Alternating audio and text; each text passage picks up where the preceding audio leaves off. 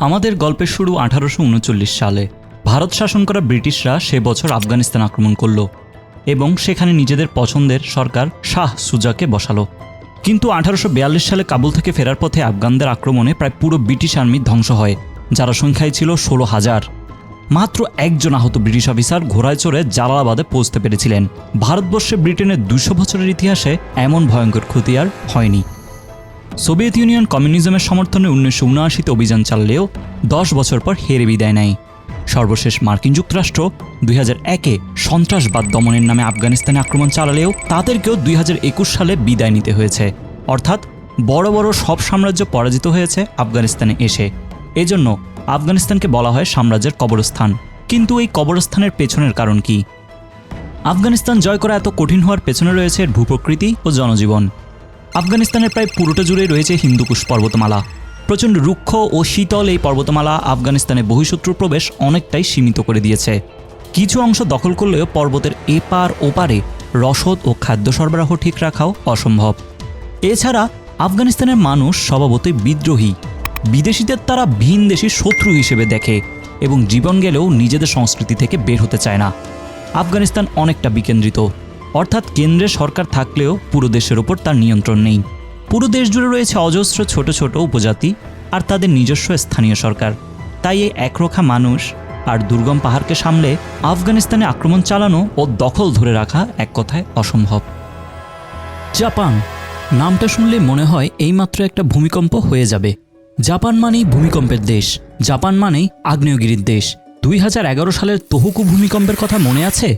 পুরো 9.1 মাত্রার ভূমিকম্প, যাতে 19,000-এরও বেশি মানুষ প্রাণ হারান। ফুকুশিমা দাইচি নিউক্লিয়ার প্ল্যান্টের সে ভয়াবহ ছবি, কিংবা সুনামিতে বাড়ির উঠানে আছড়ে পড়া জাহাজের ছবি, সব এখনও আমাদের স্মৃতিতে টাটকা। কিন্তু কথা হলো, জাপানে এত ভূমিকম্প হয় কেন? এর জন্য আপনাকে জাপানের ভূগোলটা নিয়ে একটু ঘাঁটতে হবে।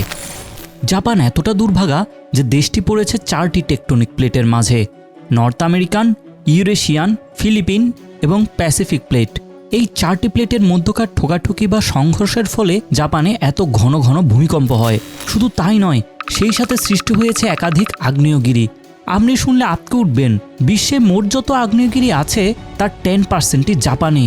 হনশু, হোক্কাইদো, শিকোকু, কিয়োশু আর ওকিনাওয়া, 5টি বড় বড় খণ্ড মিলে আজকের জাপান। অথচ এই এক দেশেই আছে 108টি আগ্নেয়গিরি। আর সব কিছুর মূলেই জাপানের ওই ভৌগোলিক অবস্থান।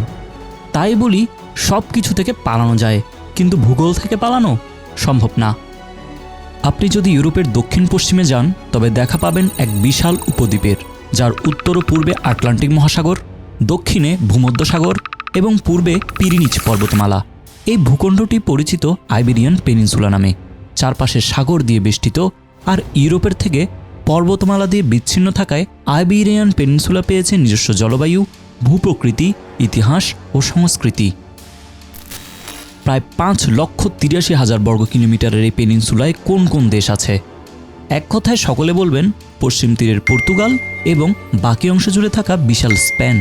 কিন্তু না, আরও 2টি স্বাধীন দেশের অবস্থান রয়েছে আইবেরিয়ায়। স্পেন ও ফ্রান্সের মাঝে অবস্থান ক্ষুদ্র দেশ অ্যান্ডোরার। আর আইবেরিয়ার একদম দক্ষিণ প্রান্তে ভূমধ্যসাগরের তীরে অবস্থিত জিব্রাল্টার, যেটি মূলত ব্রিটেনের শাসনাধীন।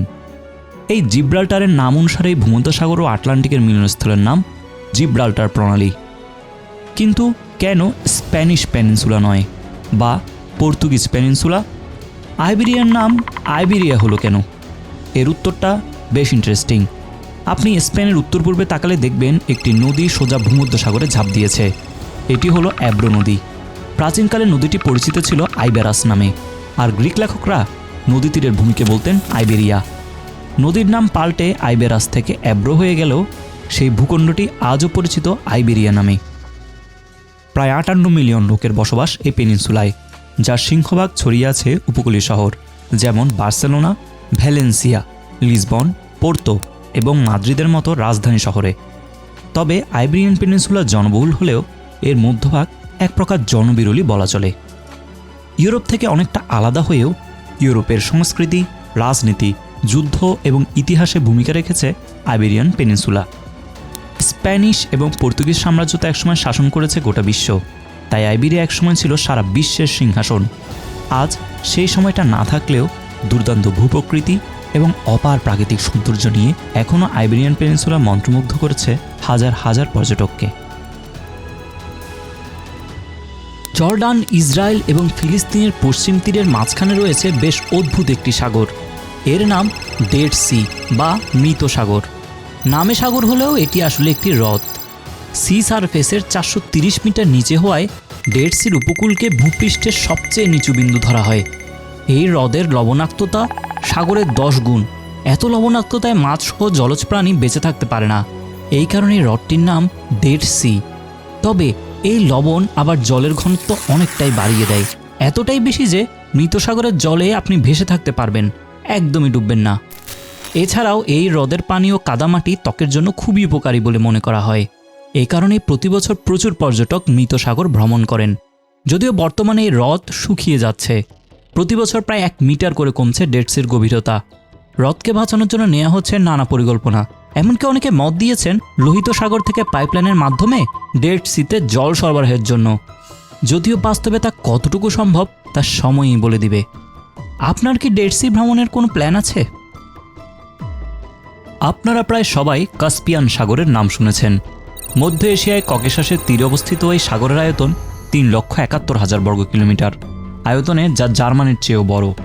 রাশিয়া, কাজাখস্তান, তুর্কমেনিস্তান, ইরান ও আজারবাইজানের মাঝে অবস্থিত কাস্পিয়ান সাগরের একদিকে ককেশাস পর্বতমালা, অপরদিকে ঘাসে ঢাকা মধ্য এশিয়ার শুষ্ক স্ট্যাপ সমভূমি। মধ্য এশিয়ার যোগাযোগ, বাণিজ্য, ইতিহাস ও সংস্কৃতি সবখানেই গুরুত্বপূর্ণ ভূমিকা কাস্পিয়ান সাগরের। কিন্তু কাস্পিয়ান সাগর কি আসলেই সাগর? চলুন আগে এটা জেনে আসি যে সাগর হতে কি কি লাগে। সাগরের পানি হবে লবণাক্ত, আয়তন হবে বিশাল, মহাসাগরের সাথে থাকবে যোগাযোগ, আর থাকবে ঢেউ, থাকবে জলের প্রবাহ।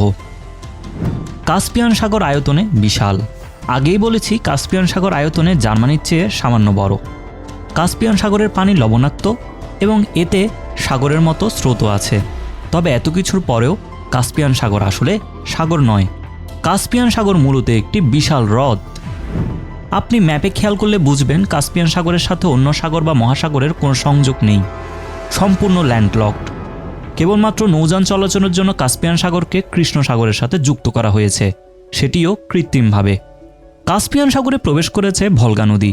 সেই ভলগা নদী থেকে একটি খাল কেটে তাকে যুক্ত করা হয়েছে ডন নদীর সাথে। ডন নদী ঝাঁপ দিয়েছে আজব সাগরে, আর আজব সাগর যুক্ত কৃষ্ণ সাগরের সাথে। এভাবেই আপনি কাস্পিয়ান সাগর থেকে কৃষ্ণ সাগরে প্রবেশ করতে পারবেন। প্রায় 130টি নদী প্রবাহিত হয়েছে কাস্পিয়ান সাগরে, অথচ কাস্পিয়ান সাগর থেকে কোনো নদী বের হয়নি। ফলে হ্রদ হওয়া সত্ত্বেও কাস্পিয়ান সাগর কখনোই শুকায় না। নিরন্তর জলপ্রবাহ তাকে সজীব রেখেছে। আর এই জলপ্রবাহে মুখ্য ভূমিকা রেখেছে রাশিয়ার ভলগা নদী। ভলগা একাই কাস্পিয়ান সাগরের 80% জলের যোগান দেয়। বিচ্ছিন্ন থাকায় কাস্পিয়ানের জীববৈচিত্র্য বিবর্তিত হয়েছে নিজের মতো। এই ইউনিক জীববৈচিত্র্যের অন্যতম উদাহরণ একাধিক জাতের স্টার্জন। মিঠা পানির বিশাল আকৃতির এই মাছ বিখ্যাত তাদের ডিম, ক্যাভিয়ারের জন্য। এছাড়াও আছে কাস্পিয়ান শিল, কাস্পিয়ান সাগরের এন্ডেমিক স্তন্যপায়ী। অন্য সব সাগর মহাসাগর থেকে বিচ্ছিন্ন হওয়ায় কাস্পিয়ান সাগর নামে সাগর হয়েও বাস্তবে পৃথিবীর বৃহত্তম হ্রদ। তবে যদি আমরা মিঠা পানির হ্রদের কথা বলি, তবে সবচেয়ে বড় হ্রদের মুকুট পড়বে আরেকজন। বলতে পারবেন তার নাম? অস্ট্রেলিয়ার পশ্চিমে আপনি যদি 129 ডিগ্রি পূর্ব দ্রাঘিমারেখা বরাবর একটি রেখা টানেন, তবে আপনি পাবেন একটি বিশাল প্রদেশ। অস্ট্রেলিয়ার সবচেয়ে বড় এই প্রদেশটির নাম পশ্চিম অস্ট্রেলিয়া। আয়তন প্রায় 25,27,000 বর্গ কিলোমিটার। আয়তনে রাজ্যটি আলজেরিয়া কিংবা সৌদি আরব থেকেও বড়। এটি যদি স্বাধীন দেশ হতো তবে বিশ্বের 10ম বৃহত্তম দেশ হতো, যার অবস্থান কাজাখস্তানের পরেই। আর প্রদেশ হিসেবে এটি বিশ্বের 2য় বৃহত্তম প্রদেশ। পশ্চিম অস্ট্রেলিয়ার আগে আছে কেবল রাশিয়ার প্রদেশ শাখা। তবে এত বিশাল হলেও প্রদেশটি আদতে রুক্ষ মরুভূমিতে ঢাকা। গ্রেট স্যান্ডি, গিবসন এবং গ্রেট ভিক্টোরিয়া বিশালাকার 3টি মরুভূমি রয়েছে পশ্চিম অস্ট্রেলিয়ার বুকে। মাত্র 30 লাখ জনসংখ্যার 80% বাস রাজধানী পার্থে, যা আবার মূল অস্ট্রেলিয়া থেকে এক প্রকার বিচ্ছিন্ন। এমনকি অস্ট্রেলিয়ার রাজধানী ক্যানবেরার চাইতে ইন্দোনেশিয়ার রাজধানী জাকার্তাই পার্থের বেশি কাছে। এতেই বোঝা যায় পশ্চিম অস্ট্রেলিয়া কতটা বিশাল এবং জনবিরল।